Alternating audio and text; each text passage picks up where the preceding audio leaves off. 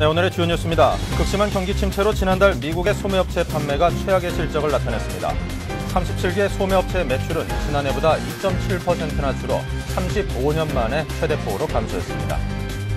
뉴욕 증시가 기업들의 잇단 감원 소식과 최악의 소매 판매 실적에 밀려 급락했습니다. 다우지수는 215.45포인트 내린 8,376.24에 나스닥은 46.82포인트 하락한 1,445.56에 마감했습니다.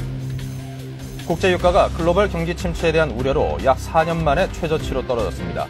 뉴욕 상업거래소에서 내년 1월 인도분 서부 텍사스산 원유는 3.12달러 내린 43달러 67센트로 주저앉았습니다. 유럽 중앙은행을 비롯한 유럽 각국의 중앙은행이 일제히 기준금리를 내렸습니다. ECB는 0.75%포인트 내린 2.5%로 조정했으며 영국과 스웨덴도 각각 1%포인트와 1.75%포인트 내렸습니다. 두산그룹이 주류 사업에서 손을 떼기로 했습니다. 두산그룹은 주 두산의 주류 사업 매각을 추진하고 있다고 어제 밝혔습니다. 매각 가격은 7천억 원에서 1조 원으로 예상되고 있습니다.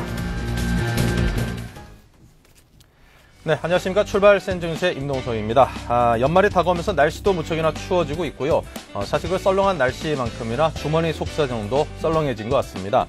자, 그래서 이 사람들이 그 실내 살 수 있는 그 저렴한 놀이를 많이 즐긴다고 하는데요. 아무래도 돈 안 들고 이 투자 비용 대비 효율성이 큰 그런 것들을 선택하는 소비 심리가 그대로 여가 시간 활용에도 적용되는 거 아닌가 싶습니다. 자, 또 이 게임 산업이라든가 이런 쪽의 아이템의 사업을 하는 것들이 앞으로 좀 괜찮을 것 같다는 그런 분석에 또 많은 창업을 희망하시는 분들이 그쪽에도 관심을 갖고 있다고 하니까요. 자, 새로운 이런 신사업 아이템에 많이 눈길을 주는 것도 괜찮은 생각일 것 같습니다. 자, 먼저 글로벌 경제 자세한 소식을 정리하겠습니다. 글로벌 경제연구소 남은호 소장 모셨습니다. 안녕하세요. 네, 안녕하십니까.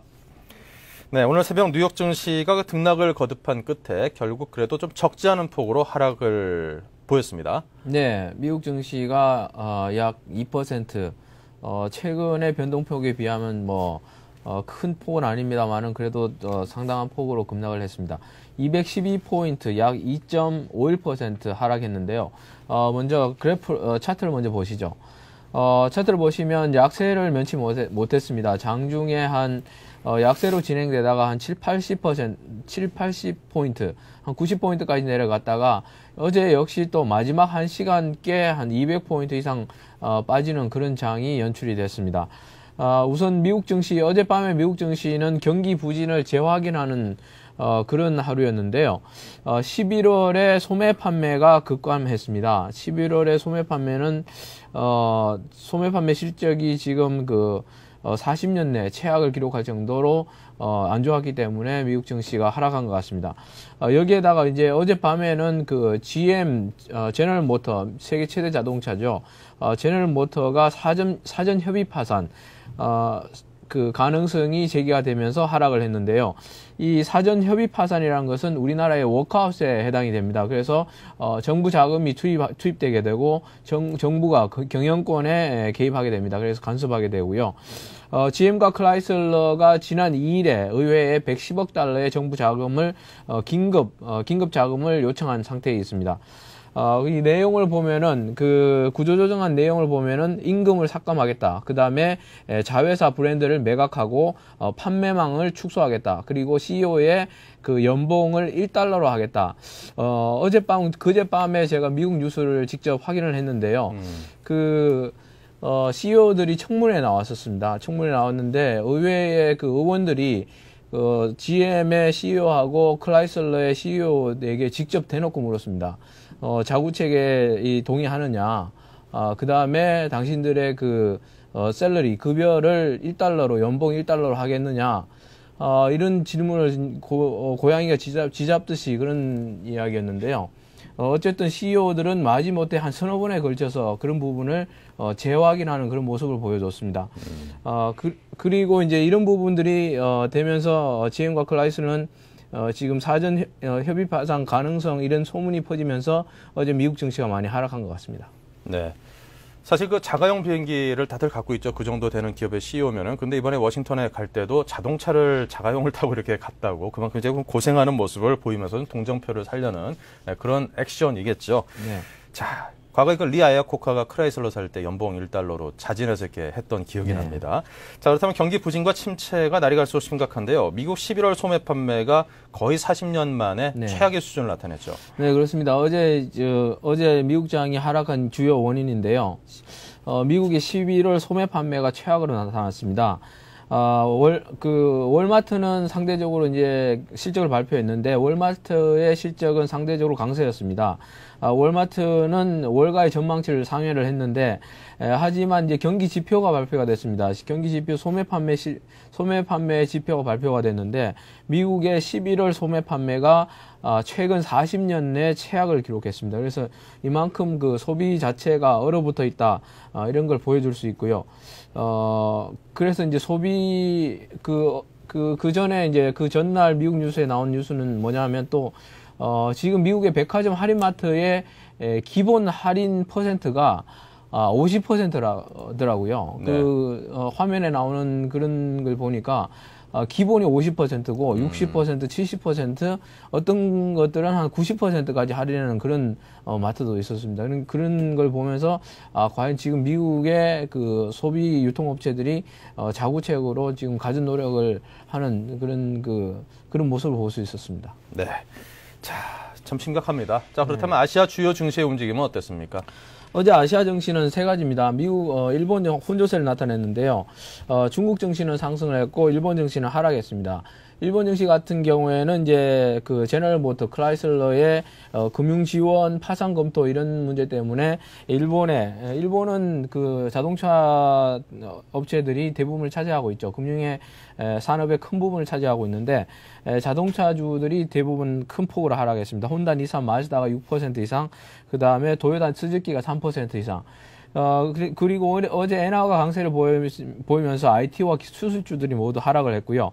어제 중국 증시가 아시아 증시 중에서 이제 특별히 오른 이유는 뭐냐면, 정부의 정책, 경기 부양책 기대감입니다.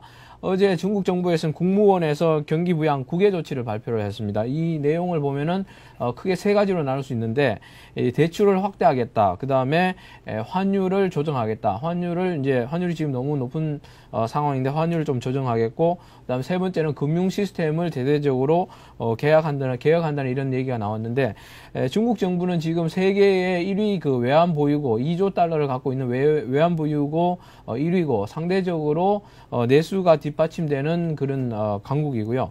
그 다음에 지금 대규모의 이런 경기 부양책들이 이 드라이브를 걸면서 중국 경제가 상대적으로 아시아 증시, 글로벌 증시에서 상대적으로 강한 모습을 보여주고 있는 것 같습니다. 네. 자, 그나마 글로벌 전체 증시 가운데 중국 증시만이 유독 강한 모습을 보이는 게 눈에 띄네요. 자, 지금까지 글로벌 경제연구소 남은호 소장과 이야기 나눴습니다. 고맙습니다. 감사합니다.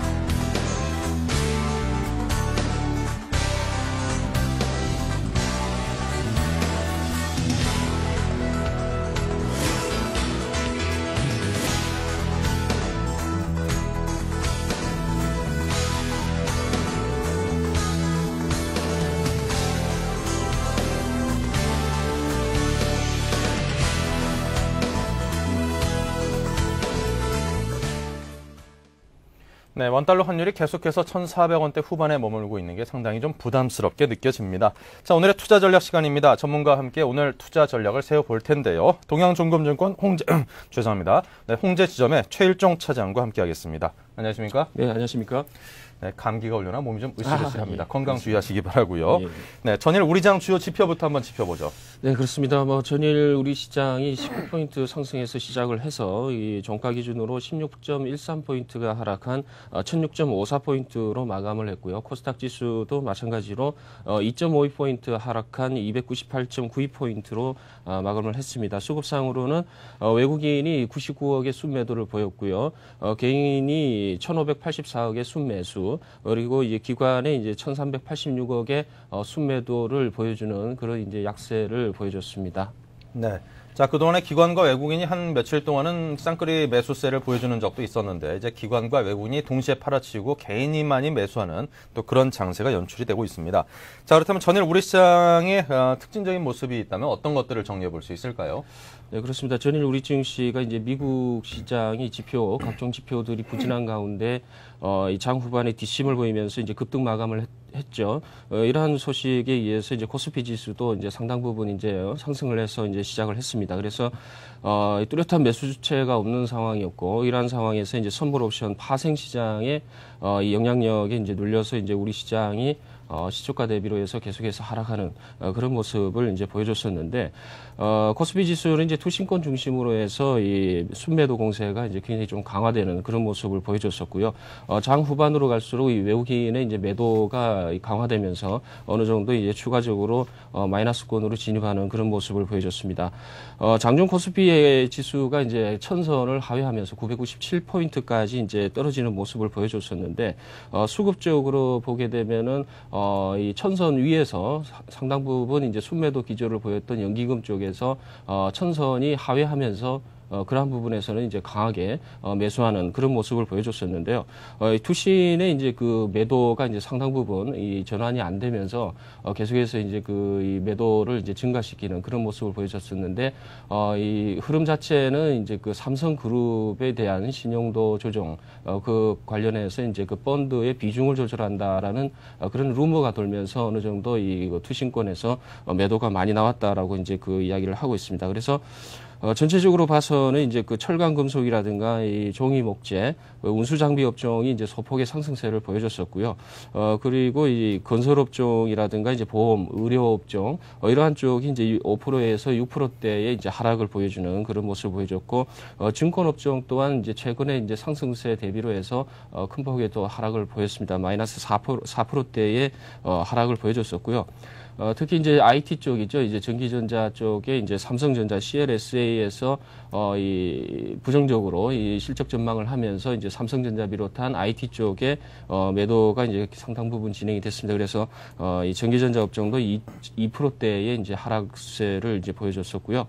종목으로 보게 되면 이제 삼성화재가 이제 7%대의 그 7% 가까이 급락하는 모습을 보여줬었고, 삼성전자, LG전자 2%대, 그리고 시가총액 대부분 종목들이 이제 하락하는 그런 모습을 보였습니다. 반면에 포스코는 이제 2.8%가 상승하면서 철강 쪽에 상승을 견인을 했습니다. 네. 자, 이렇게 해서 전일 장 정리를 상세하게 해봤습니다. 특히나 이제 주식시장에서 비중이 상당히 큰 삼성그룹 관련 계열사들의 주가 하락이 상당히 눈에 띄는 점이었었죠. 자, 그렇다면 오늘 장의 진행 방향은 어느 쪽으로 잡고 계십니까? 네, 그렇습니다. 오늘 우리 시장은 이제 다음 주에 쿼드러플 만기가 이제 진행이 되겠죠. 이러한 부분 때문에 이제 전반적으로 코스피의 이제 수급상으로 또 거래량이 이제 감소하면서 어느 정도 이 선물 옵션 파생 시장에서의 웹도덕 현상이 이제 계속해서 진행이 될 것으로 이렇게 보고 있습니다.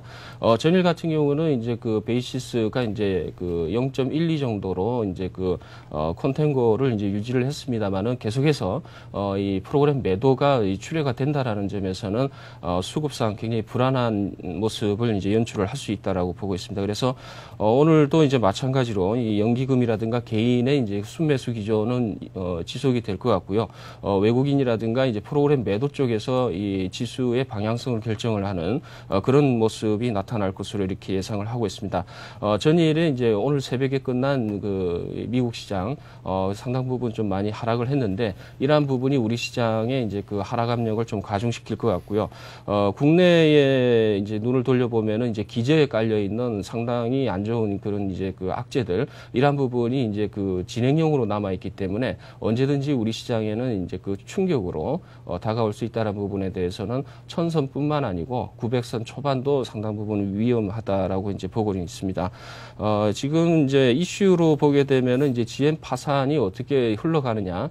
최근에 이제 흐름을 보게 되면은 소문에 사서 이제 뉴스에 팔아라고 이제 이렇게 이야기를 합니다만은 GM 파산이라는 게 이제 현실적으로 다가왔을 때 시장이 환영하면서 이제 그 뉴스가 나왔기 때문에 다시 반등을 할 것인지 아니면 그러한 것이 실물 경제와 맞물리면서 어느 정도 하락 충격을 더 가중시킬 건지는 조금 살펴봐야 되는 문제고요.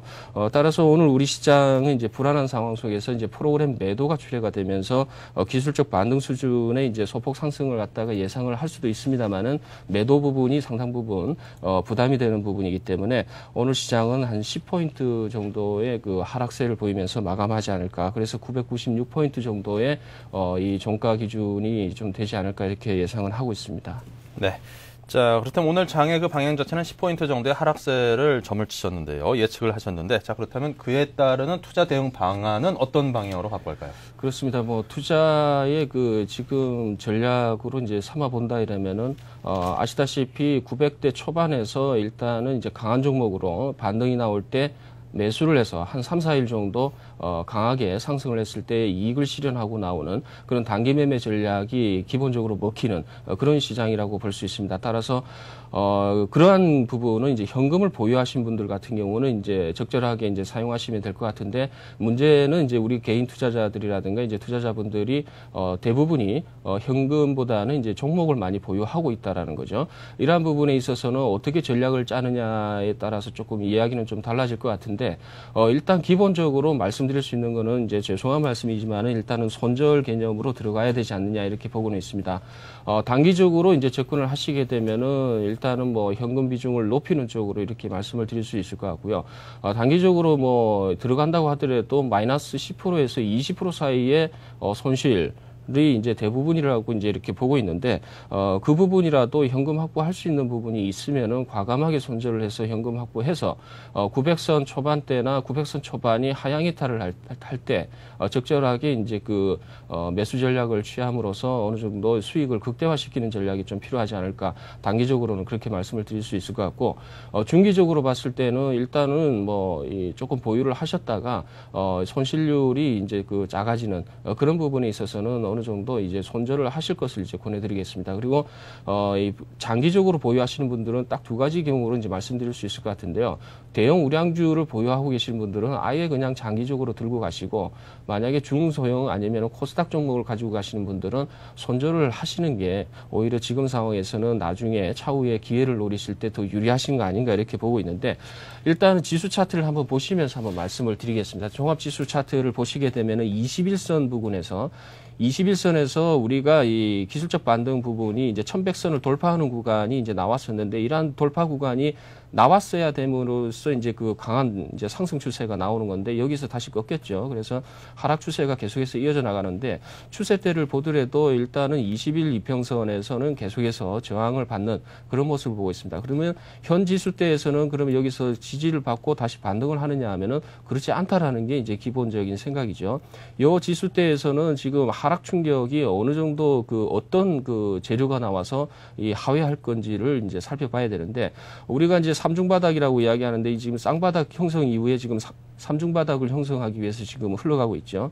이러한 부분에 있어서는 대부분 투자자들이 900대 초반에서는 매수해서 강한 종목으로 수익을 얻기 위해서 지금 그 대기를 하실 것 같은데 제가 볼 때는 요번 요 충격이 만약에 있게 되면은 일시적으로 900대를 하회하는 모습이 나오지 않을까 이렇게 보고 있습니다. 따라서 현금 보유하시는 분들은 조금 더 그 목표 지수대를 낮춰 잡는 그런 전략이 꼭 필요하다라고 말씀드릴 수 있습니다. 여기서 하락 충격이라고 하면은 우리 국내의 문제가 될 수 있고 GM의 파산이 될 수 있습니다. 그래서 그러한 부분이 이 종합지수상에서도 어느 정도 나올 수 있는 부분이기 때문에 꼭 삼중바닥이 나왔다고 그래가지고 이 부분에서 매수하는 전략은 일단은 보류를 하시라고 이제 말씀을 드릴 수 있을 것 같습니다. 네, 자 이렇게 해서 종합주가지수 그 그래프까지 보면서 한번 설명을 들어봤습니다. 자 그렇다면 추천해 주실 만한 종목과 또 기업에 관한 이야기를 한번 청해보죠. 네, 그렇습니다. 뭐 종목 같은 경우는 대부분 이제 그 종합지수가 하락을 함으로써 상당 부분 이제 그 매수 추천을 드리는 부분이 조금 민망할 정도로 이제 하락하는 부분이 있는데, 일단은 이제 이 관심 종목으로는 이제 미래에셋증권이라든가 효성, 뭐 소디프 신소재, 대우조선이라든가 동양제철화학 이런 쪽을 말씀을 드리겠는데, 오늘은 효성하고 소디프 신소재를 한번 말씀을 드려보겠습니다. 네.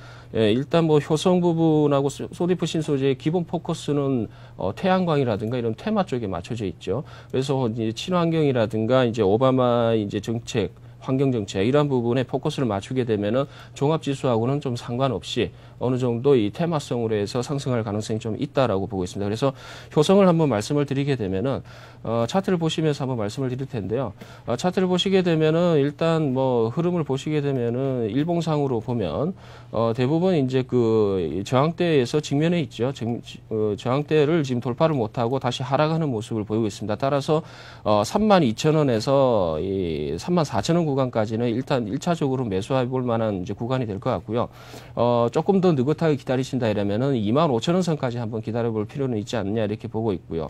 목표 주가는 일단은 종합지수가 다시 기술적 반등이 나올 때 60일 이평선과의 이격도를 축소하는 의미에서 4만 원에서 42,000원 정도 선까지는 일단은 이 현금화 전략을 추천을 드리겠습니다. 그리고 대체적으로 이제 그 손절가 부분인데 단기적으로 접근하실 때는 일단은 아까 뭐 매수 추천가를 이제 32,000원을 갖다 이제 제시를 해드렸는데, 일단은 3만 원에서 3만 1,000원 구간이 이제 하회하게 되면은 일단 현금화 하셨다가 25,000원에서 재매수하는 그런 전략을 제시를 해드리겠습니다. 기본적인 이제 그 회사 내용을 보게 되면은 이제 향후 EPS 성장률, 해외 초고압 변압기하고 이제 차단기 수요가 이제 증가를 하고 있는데, 이쪽 부분에서 EPS 증가율이 한 20%를 이제 기대를 하고 있습니다. 이러한 부분도 어느 정도 긍정적인 면이 있고요. 그리고 이제 자회사죠. 이제 지능 기업이 어느 정도 좀 리스크로 부각이 되는 부분이기 때문에 이러한 부분은 조금 이제 그 유념을 하셨다가 이제 접근을 하셔야 될 것 같고, 마지막으로 이제 소디프 신소재를 말씀을 드릴 텐데, 이것도 마찬가지입니다. 태양광 쪽이고 이제 그 동양 제철 화학 쪽으로의 자회사 편입이 됐죠. 이러한 부분은 어느 정도 이제 리스크가 이제 해소됐다는 점에서 이제 접근 가능한 부분이 아닌가. 따라서 이제 그 기술적으로 이제 한번 말씀을 드리겠습니다. 차트를 보시면서 또 말씀을 드릴 텐데, 차트를 보시게 되면은 마찬가지입니다. 20일 이평선을 이제 돌파를 못하는 구간에서 지금 하락 추세로 지금 전환이 된 상황인데, 이러한 부분에서 매수 구간을 잡을 때 전접점 부근에서 한번 잡아볼 필요가 있을 것 같고요. 만약에 이제 그 상승 탄력이 조금 좋다라고 하면은 42,000원 구간, 42,000원에서 44,000원 구간까지는 매수 구간을 잡았다가 어느 정도 이제 그 이익 실현 단기 매매를 하시면 될 것 같은데, 향후 이제 중기적으로 봤을 때는 이제 좀 크게 보겠습니다. 목표 주가는 62,000원 정도 수준까지는 일단 올 것으로 이렇게 보고 있습니다. 그래서 매수하셨다가 이제 손절을 하셔도 되는데, 일단 중기적으로 보유하실 만한 종목이다라고 말씀드릴 수 있을 것 같고, 손절가를 제시를 해드리게 된다 이러면은 일단은 전저점 부근에 이제 위치에 있는 한 38,000원 구간에서는 일단 전략적으로 한번 그 현금을 이제 확보하는 전략도 좀 필요하겠다라고 이제 말씀을 드리겠습니다. 네. 자, 이렇게 해서 오늘 두 기업에 대한 설명까지 들어봤습니다. 효성과 소디프 신소재 두 기업이었습니다. 자, 지금까지 동양종금증권 홍제지점의 최일종 차장과 이야기 나눴습니다. 고맙습니다. 네, 감사합니다.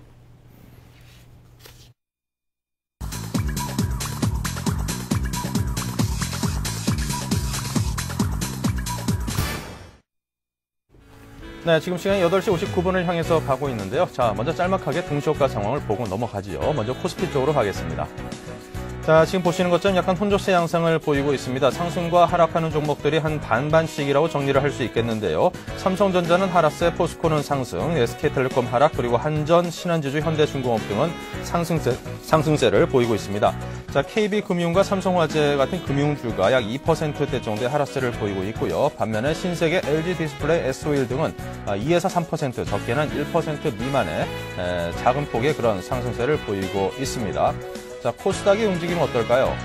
네, 코스닥 역시 한 반반 정도로 정리할 수 있겠습니다. SK 브로드밴드 마이너스이고요. 태웅이 플러스, 메가스터디, 동서, 그리고 키움증권, 소디프 신소재 등등은 현재 한 1% 내외 하락폭으로 출발을 하고 있습니다. 하지만 코미팜, 서울 반도체, 태광, 성광밴드 등등은 1% 미만의 강보합세로 출발하는 모습을 보이고 있고요.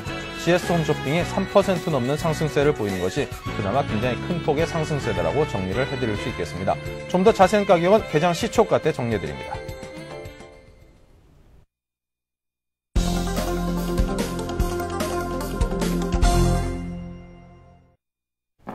네, 이제 막 장이 시작됐습니다. 개장 시초가를 중심으로 다시 한번 자세한 가격대를 정리를 해드리겠습니다. 네, 코스피 쪽입니다. 삼성전자가 마이너스 1.16%이고요. 삼성화재가 마이너스 1.49%입니다. 자, 어제 그 삼성그룹 관련 계열사들의 주가가 별로 좋지 않았는데요. 자, 오늘도 조금의 약세를 보일 듯이 보이고요. 하지만 삼성물산 같은 경우에는 그래도 0.72% 상승세로 출발을 하고 있습니다. 자, 지주사인 LG가 0.26%의 강보합세를 보이고 있고요. LG전자가 역시 비슷합니다. 플러스 0.69%. KTNG라든가 KB금융 등등 상당히 좀 안정적인 그 대형주들이 0.26에서 0.68%의 소폭의 상승세로 출발하고 있습니다. 하지만 비슷하게 또 소폭의 하락세로 출발하는 종목들도 많아서요. LG패션과 LG생명과학, 신도리코, 현대하이스코어, 대웅제약 등등은 하락세로 출발하고 있습니다. 한일시멘트는 3.33%로 상당히 높은 폭의 상승세를 보이고 있습니다. 자, 코스닥 쪽으로 가보겠습니다. SK드보르드밴드가 상승세로 전환을 했고요. 태웅이 플러스 2.41, 코미팜이 플러스 1.52, 서울반도체가 1%, 그리고 평산과 포스데이터 역시 1%가 넘는 상승세입니다. GS홈쇼핑이 마이너스 3%의 하락세로 출발하고 있고요. 자, 그 밖에도 1.32%와 1.62%의 하락세를 보이는 반도체 관련주인 테크노세미캠, 그리고 오스템 임플란트 등의 하락세가 눈에 띕니다. 자, 메일유업과 같은 식품료 관련주들이 3.95%의 상승세, 특수건설이 3.56%의 상승세로 출발을 하고 있습니다. 네, 교보증권 투자전략부의 황비나 연구원을 전화 연결하겠습니다. 안녕하세요. 예, 안녕하세요. 네, 이 시각 현재 주식시장 동향부터 정리해 주시기 바랍니다. 예, 전일 뉴욕 증시는 장막판 악재가 속출하면서 2% 넘게 하락했습니다. 최악의 수준의 경제지표 발표로 인한 경기 침체 우려감이 악재로 부각됐고요. 자동차 빅3의 자국책이 공개된 직후 무디스가 GM과 크라이슬러의 신용등급을 대폭 하향 조정함에 따라 자국책 성공 여부에 대한 의구심이 제기되면서 파기 가능성 등이 불안 심리를 고조시켰습니다. 그렇지만 이에 반해 현재 국내 증시는 소폭 상승 출발한 모습이고요. 업종별로는 혼조세를 보이고 있습니다. 현재 외국인이 순매도로 시작했고요. 4일 연속 순매수를 보이던 개인 역시 순매도를 보이고 있습니다. 또한 4일 연속 매도세를 보이던 기관은 순매수 전환한 모습입니다.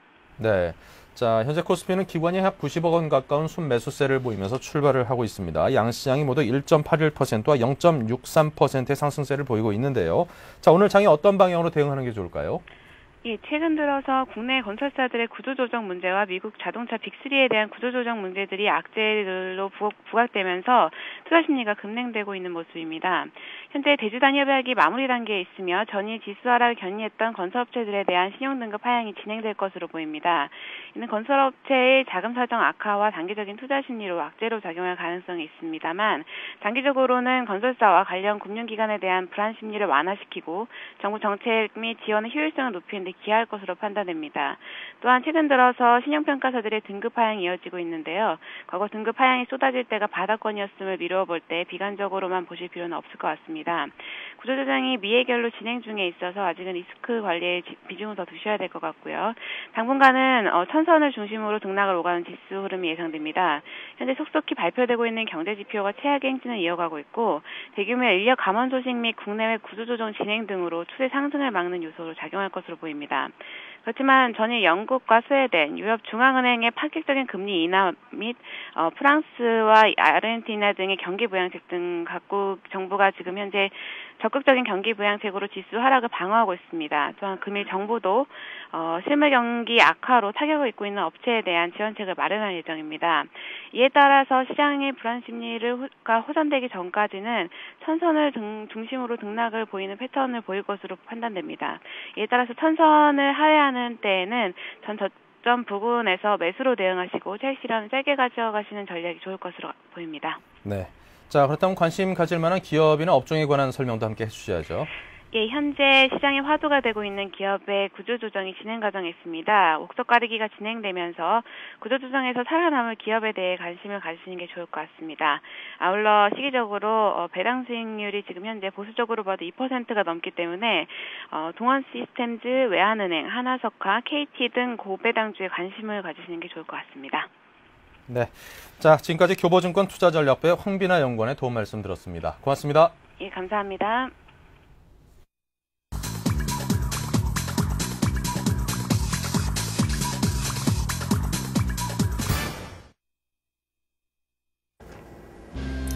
안녕하십니까. 12월 5일 오늘의 서울경제 주요 뉴스 브리핑입니다. 주식시장에서 큰손개미들의 통큰 배팅이 급증하고 있습니다. 지난달 개인 투자자의 1만 주 이상 대량 주문은 하루 평균 3만 건으로 지난 1월 대비 140%가량 폭증했습니다. 선물시장에서도 대규모 자금을 운용하는 개인들의 영향력이 커져 증시 변동성을 높인다는 지적입니다. 정부가 앞으로 1년간 소상공인의 부동산 담보대출금 전액을 지급 보증하기로 했습니다. 수출입 중소기업에 대한 보증 한도도 현행 30억 원에서 100억 원으로 상향 조정할 계획입니다. 중소기업이 은행에서 돈을 빌리는 게 점점 더 어려워질 것이라는 판단 아래 추가 대책이 나온 겁니다. 지난 2003년 카드 사태를 정점으로 꾸준히 하락했던 개인 대출의 연체율이 올 들어 급등하고 있습니다. 경기 변동에 취약한 자영업자와 20대의 연체율은 카드 사태 수준인 7에서 8%에 육박했으며 변호사 등 전문직의 연체율도 꾸준히 높아지는 추세입니다. 미국과 일본 등 글로벌 투자 자금이 최근 고환율을 등에 업고 국내 유망 벤처기업에 공격적으로 투자하고 있습니다. 국내 벤처 캐피털이 개업 휴점에 들어간 틈을 타고 반도체 등 정보기술과 친환경기술 관련 업체에 눈독을 들이고 있는 겁니다. 정부는 자동차 개별 소비세 50% 인하와 공제 매입 폐지 등 자금 경색을 풀어주는 대책을 강구하고 있습니다. 그대로 받아들여진다면 2천만 원짜리 신차의 경우 200만 원 이상이나 저렴하게 구입할 수 있게 됩니다. 정부가 전후방 효과가 큰 자동차 분야에 대한 내수 진작에 집중하고 있는 모습입니다. 달러로 보험료를 납부하고 보험금을 타는 달러 보험 가입자들이 엄청난 환차익으로 한바구음을 터뜨리고 있습니다. 환율이 올라 5%의 고정금리 수익과 함께 50%의 환차익도 얻기 때문입니다. 일부 상품은 환차익에 대한 세금도 없어 절세 효과까지 상당합니다. 3대 신용평가 회사가 건설업체의 신용등급을 일제히 낮출 것으로 보입니다.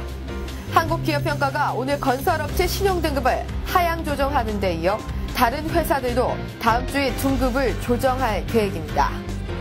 신평사들은 이번 등급 조정이 대주주 가입과는 별개의 문제라고 강조했습니다. 글로벌 경기 침체로 산업계가 침체된 가운데 국내 중공업계에 잇따른 대형 수주가 이어지고 있습니다. STX 엔진은 1,640억 원 규모의 고속 디젤 엔진 공급 계약을 체결했고 S&T 중공업은 미국 방산기업에 항공기 핵심 부품을 2,231만 달러에 공급하는 양해각서를 체결했습니다. 이상 오늘의 서울경제 주요 뉴스 브리핑이었습니다.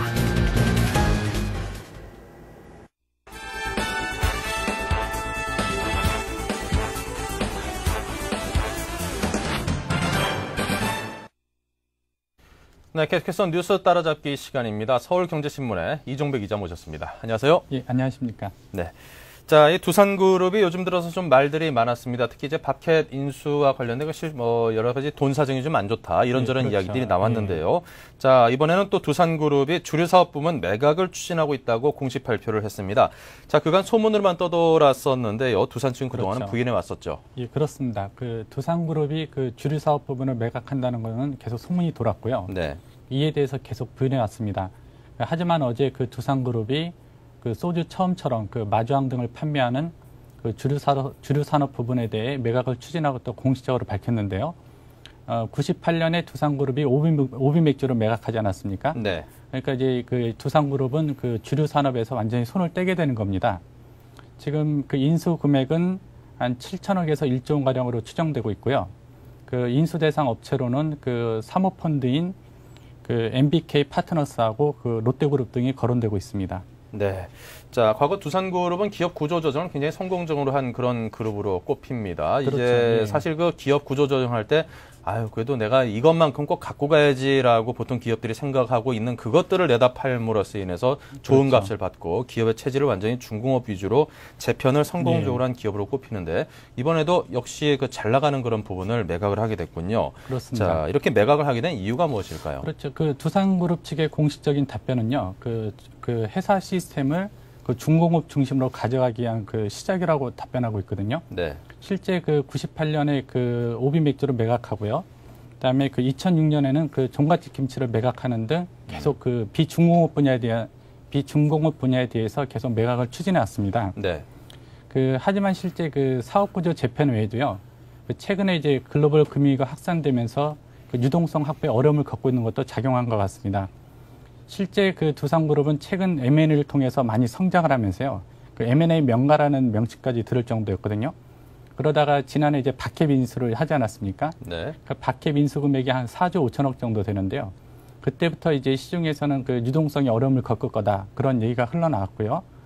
또 그 이 가운데 글로벌 금융위기가 확산됐고 또 최근에는 그 대우조선 인수 해양에 불참을 선언하지 않았습니까? 그래서 이런 전반적인 추세를 볼 때 그 유동성 위기를 극복하기 위해서 네. 어쩔 수 없이 그 팔지 않았냐 그런 생각이 많이 들고요. 또 실제 그 유진그룹하고 두산그룹하고 그다음에 금호 아시아나그룹 등이 예. 있는데요. 이 세 개 그룹은 최근 M&A를 통해서 많이 성장한 그룹들이지 않습니까? 근데 이제 그 CN그룹도 그 중에 하나고요. 네. 근데 CN그룹은 최근 이제 워커아웃에 들어갔고 또 유진그룹이나 금호아시아나그룹도 지금 유동성 확보를 해서 자구 노력을 진행하고 있지 않습니까? 네. 이 두산그룹도 비슷한 운명인 것 같습니다. 네. 자, 그렇다면 이제 뭐 처음처럼이라는 그런 소주 브랜드 등 이제 아무래도 우리 서민들의 일반 소비자들하고 상당히 밀접한 그런 제품을 생산하는 회사이니만큼 그렇죠. 예. 과연 어느 회사로 넘어갈 것인지에 관해서 상당히 관심이 가고요.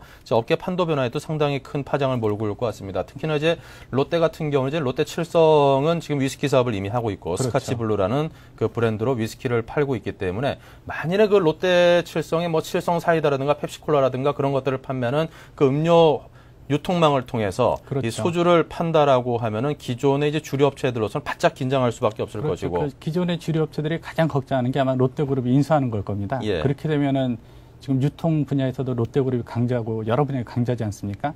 그렇게 되면 당연히 이제 그 다른 소주 업체들이나 그 주류 업체들이 긴장을 할 수밖에 없을 것 같습니다. 네. 지금까지는 위스키, 소주, 맥주 등을 모두 판매하는 종합주류에서는 하이트만이 유일한데 이제 앞으로도 롯데그룹이 그에 한번 대열에 끼게 될 수도 있는지 지켜보겠습니다. 자, 여타 다른 기업이나 개인들도 이제 지금 같은 참 어려운 사정에서 예외는 없는데요. 기업의 부채 비율이 100%를 넘어섰고 또 개인들의 어떤 그 채무에 대한 연체율도 급등했다는군요. 예, 그렇습니다. 그 한국은행이 어제 그 3, 4분기 기업 경영 성과 분석을 발표를 했는데요. 그 주요 내용을 보면은 그 부채 비율이 9월 말 현재 그 104.3%로 그 100%를 넘어섰습니다. 네. 그 사실 그 글로벌 금융위기 속에서 우리 정부가 가장 자랑했던 것 중에 하나가요. 우리 기업의 부채 비율이 100% 미만이라는 거였거든요. 이 점을 가장 자랑했는데 이 신화가 깨지게 된 거죠. 뭐 여전히 그 다른 선진 기업보다는 낮지만 그래도 네. 쉽게 넘어갈 부분은 아닌 것 같습니다. 또 한 가지 그 걱정되는 게 그 취약계층의 연체율이 급등하고 있는데요. 그 대표적인 그 경기 변동에 취약한 뭐 자영업자라든지 판매직 서비스 분들 있지 않습니까? 네. 이런 분들 연체율이 그 올 9월 말 7%대에 육박하고 있습니다. 그리고 또 그 전체 개인 연체율도 그 3월 3.6%에서요. 그 9월 4.2%로 첫 4%대를 넘어섰는데요. 이게 그 2003년 카드 사태 이후 비슷하고요. 예전에 그 신용불량자라는 단어가 있지 않았습니까? 네. 그런데 최근에는 이게 신용불량자가 사라지면서요. 그 다중금융채무 불이행자로 바뀌었습니다. 네. 어렵네요. 예, 그러면서 또 공식 통계가 나오지 않고 있거든요. 실제적으로 이게 얼마나 지금 개인에 얼마나 영향을 미치고 있는지 파악하기 힘든데요. 네. 이런 우회적인 지표로 봤을 때 그 개인도 지금 금융위기 한파를 걷고 있는 것으로 볼 수 있을 것 같습니다. 네. 이 기업의 부도나 파산만을 염려할 게 아니라 이제 개인의 그렇습니다. 어떤 개인 예. 가게의 파산이나 부도도 이제 염려를 해야 되는 그런 시기가 이미 뭐 시작이 됐다라고 보는 게 맞겠죠. 예, 그렇습니다. 자, 이러한 경기 진작을 위해서 재정 집행을 조기 집행하기로 했다고요, 내년 예, 상반기에. 그렇습니다. 그 정부도 지금 말씀하신 대로 가장 두려운 게 가계 부분이거든요. 그 가계 부분이 이번 글로벌 금융위기에서 가장 큰 영향을 받을 것으로 보고 있는데요. 그 대표적인 게 대기업 같은 경우는 그 현금 보유 금액만 해도 60조 원에 육박하고 있습니다. 그 반면 그 가계는 그 순저축률이 3%대 이하고요. 네. 또 대부분의 돈이 주식과 부동산에 묶여 있지 않습니까? 그리고 또 고용 침체는 가계 소득으로 연결될 수밖에 없고 이렇다 보니까 정부도 이제 그 조만간 가계 부분에서 큰 어떤 문제가 생기지 않을까 잔뜩 우려하고 있는데요. 결국에 그 재정 지출 확대를 통한 경기 진작도 이런 부분을 좀 풀어보자는 취지인 것 같은데요. 정부는 그 내년 재정의 60%, 그러니까 약 144조 가량 되거든요. 그거를 상반기에 조기 집행할 계획입니다. 그 보통 이제 재정을 상반기하고 하반기 나눠서 집행하는데요. 이렇게 상반기, 하반기 이제 50% 집행하는 게 일반적인데 네. 이렇게 상반기에 60%를 집행한 것은 근래 들어 처음입니다. 자, 그만큼의 지금 상황이 안 좋음을 보여주는 그런 대책인 것 같습니다. 예. 자, 그리고 정부가 어제 중소기업 지원 대책을 추가로 내놓았습니다. 소상공인에 대해서 부동산 담보대출에 대해 정부가 전액 보증한다는 내용이 들어있네요. 그렇죠. 그 좀 상상을 뛰어넘은 대책이었는데요. 그러네요. 예. 그 정부가 그 소상공인에 한해서 그 부동산 담보대출에서 전액 보증하는 조치를 취하기로 했는데요. 이제 12월 중으로 실시가 될 예정입니다. 그 세부 내용을 보면은 이제 그 부동산을 담보로 대출받은 소상공인이 그 만기가 연장돼서 그 담보 가치가 하락해도요, 그 종전 금액 그대로 보장받을 수 있도록 하는 거고요. 그 다른 한편으로는 신규로 그 부동산 담보 대출을 받을 때 그 정부가 전액 지급 보증하는 방식인데요. 또 하나 눈에 띄는 것은 그 수출 중소기업에 대해서 그 수출 자금에 대해서 그 보증 비율을 100%로 끌어올린 점입니다. 네. 이 보증 비율 100%는 쉽게 말해서 어떤 사고가 발생해서 대위 변제가 일어난다고 했을 때요. 네. 그 보증 기간이 전액 떠안는 겁니다. 그러니까 그 보증 기간이 신보와 기보가 전액 떠안는 거니까 결국에는 그 정부가 모든 부실을 떠안는 거죠. 그러니까 상당히 좀 파격적인 조치로 볼 수 있습니다. 네. 굉장히 파격적인 조치이면서도 만에 하나 이게 좀 너무 과한 부담이 가해질 그렇죠. 경우에 예. 그에 대한 좀 불안감도 솔직히 좀 드는 그렇죠. 게 있네요. 결국에는 이게 이제 신보와 기보 부실로 이어지고요. 예. 그렇게 되면 또 이제 그 예산을 통해서 그 부실을 충당할 수밖에 없는 그런 상황도 그 배제할 수는 없을 것 같습니다. 네.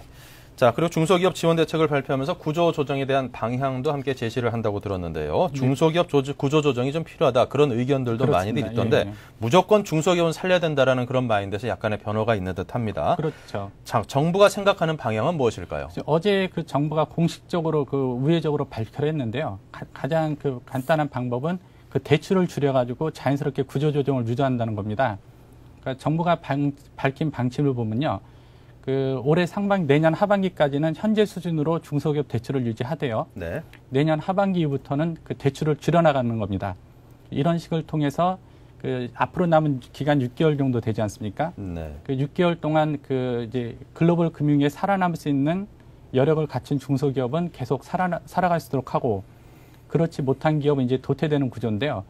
문제는 이제 그 중소기업 대출을 얼마나 줄여나가느냐, 그 속도가 문제인데, 정부는 이에 대해서 공식적인 언급은 하진 않고 있거든요. 근데 여러 가지 정황상으로 볼 때 그 대출 속도가 우리가 생각하는 것보다는 좀 빠를 것 같습니다. 감소 속도가요. 네. 자, 그리고 자동차, 석유화학 등 많은 기업들이 정부의 어떤 지원 대책에 대한 건의도 하고 있는 것으로 알고 예, 그렇습니다. 있는데, 예. 자, 정부가 그 세부 내용을 이제 발표를 하기로 했다죠. 예, 그렇죠. 그 정부는 그 오늘 그 위기관리 대책회의를 열어가지고요. 그 세부 내용을 발표할 계획인데요. 네. 우선 이제 그 자동차 분야에 집중될 것 같고요. 그 주요 대책으로는 뭐 그 자동차에 붙는 개별 소비세, 즉 예전에 특별 소비세라고 하거든요. 네. 그거를 한시적으로 50% 인하하거나 아니면 이제 신차를 살 때 공채를 매입하는데 그 부담을 줄여주는 것 등이 논의되고 있습니다. 또 그 정부는 이날 회의에서 그 자동차 외에도요, 그 반도체, 석유화학, 전자 있지 않습니까? 네. 그 우리의 그 주력 업종에 대한 그 수출 애로사항을 논의할 예정인데요. 사실 이 반도체를 시작으로 해가지고 이제 그 순차적으로 그 우리 주력 업종에 대한 그 정부 지원 대책이 네. 지금 나올 것으로 보이고 있습니다. 네. 자, 그리고 외국도 이 주력 산업을 보호하기 위해서 많은 논의를 진행하고 있는 것으로 예. 알고 있습니다. 어떠한 경우에도 주력 산업만큼 지켜내야겠다는 그런 그렇습니다. 의지겠죠. 예, 그렇죠. 최근에 이제 그 대만이 대표적인 예인데요. 대만이 이제 반도체를 좀 주력 산업으로 하고 있습니다. 네. 근데 최근 공식적으로 정부가 직접 그 자금을 쏟아가지고 반도체 산업을 살리겠다 이렇게 발표를 했고요. 또 잘 아시다시피 미국은 이제 자동차 빅3를 해결하기 위해서 많은 논의를 진행하고 있지 않습니까? 또 유럽도 공식적으로 그 자기 산업을 지원한다고 발표를 했고요. 지금 전 세계가 그 산업 지원에 앞장서고 있는데요. 사실 이 같은 산업 지원은 그 세계 무역기구, 즉 WTO 규정상 보면은 그 보조금으로 간주됩니다. 그 네. 보조금으로 간주돼가지고 그 상계 관세라는 무역 보복 조치를 당할 수 있거든요. 그럼에도 불구하고 그 전 세계가 이렇게 나서는 데는 결국에는 기업이 살아야 고용도 살고 가게도 살 수 있다는 이런 절박감이 깔린 것 같습니다. 네. 사실 우리나라도 그 반도체 등 이제 산업 지원 대책에 대해서 많은 비판적인 목소리가 있는 건 사실이거든요. 네. 이런 그 지원 대책이 일부 대주주에게만 혜택이 돌아가고요. 또 그 도덕적 해이를 유발할 수 있다는 비판도 많은데요. 네. 하지만 동시에 이제 기업이 위험에 빠지는 것은 막아야 된다. 그런 그런 이야기들이 설득력을 더 많이 얻고 있습니다. 문제는 이제 그 저희가 반도체, 조선 이런 것들이 1등 산업이지 않습니까? 네. 그러니까 당연히 그 해외에서 보는 시각이 그렇게 곱진 않다는 점입니다. 그 대표적인 예로 지난번에 저희가 그 조선업체에 대해서 한번 회계 기준을 변경한 적이 있습니다. 예. 그래서 그 조선업체가 그 환율 상승 때문에 이제 적자로 그 돌아서는 것 맞게 회계 기준을 변경한 적이 있는데요. 우리는 그 국제적 기준에 맞게 변경했다고 했지만 이에 대해서 그 외국에서 그 이의를 제기한 사례가 있거든요. 그러니까 우리 정부 입장에서는 국제 시각도 고려해야 되고 그러면서 또 우리 정부 산업도 지원해야 되고 이러다 보니까 그 미국이나 유럽 그 다른 나라처럼 아주 전폭적이고 이제 직접적인 그 지원은 좀 힘든 게 사실입니다. 그렇군요. 자, 이게 잘 나가는 그 사람들이 좀 그 미운 시각을 많이 받는 그렇습니다. 것처럼 우리나라의 그 조선이라든가 반도체 업계가 너무 좀 잘 나가다 보니까 그렇죠. 그런 미움 아닌 미움을 또 받게 되는 그렇죠. 거군요. 계속 하다 보니까 계속 견제가 되고 있고 또 외국에서도 우리 한국 정부가 어떻게 지원하는 것도 계속 보고 있거든요. 네. 예. 역시 이게 너무 잘 나가는 것도 참 쉽지 않은 일인 것 같습니다. 저도 좀 미움 좀 받아봤으면 좋겠네요. 이게 미움을 못 받는지. 네. 네. 자, 뉴스 따라잡기 이종배 기자와 이야기 나눠봤습니다. 고맙습니다. 예, 감사합니다.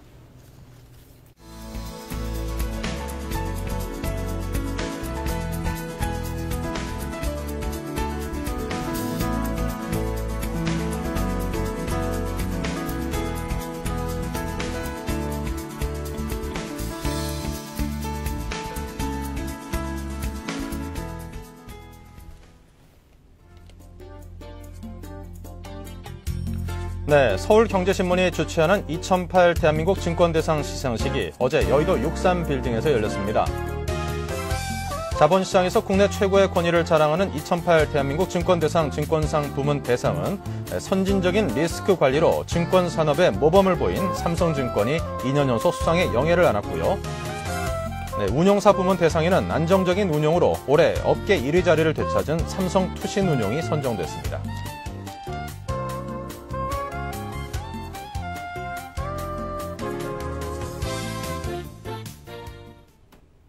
네, 2008 대한민국 증권대상 소식을 전해드렸습니다. 지난 한 해 워낙에 증권업계가 어려움을 많이 겪었습니다. 자, 하지만 이제 증권업종이라는 게 이제 자본시장의 어떤 꽃이라고 하는 것은 누구도 부인할 수 없겠죠. 앞으로도 우리나라 이제 자본주의도 발전을 위해서 또 증권업계 발전을 위해서 많은 노력을 기울여 주시길 부탁을 드리겠습니다. 수상하신 분들께 다시 한번 축하의 말씀을 드리고요. 자, 지금 시장 상황을 정리해드리면서 매짐하도록 하죠. 현재 코스피는 1.47%가 상승한 1021포인트, 1020포인트대를 회복을 했습니다. 코스닥 역시 0.3%가 상승한 299.82포인트로 300포인트를 바짝 뒤쫓고 있습니다. 하지만 환율도 함께 조금 오른 3원 오른 1,480원대로 올라서 있네요. 아직까지 시장의 모습이 나쁘지 않습니다. 이런 좋은 모습 오늘 장중 내내 유지하기를 바라고요. 자, 날씨가 추워진 한파가 오고 있습니다. 건강관리 잘하시고 주말 동안에 감기 안 걸리시게 건강관리 잘하시면서 다음 주 월요일 날 건강한 모습으로 다시 뵙도록 하겠습니다. 고맙습니다.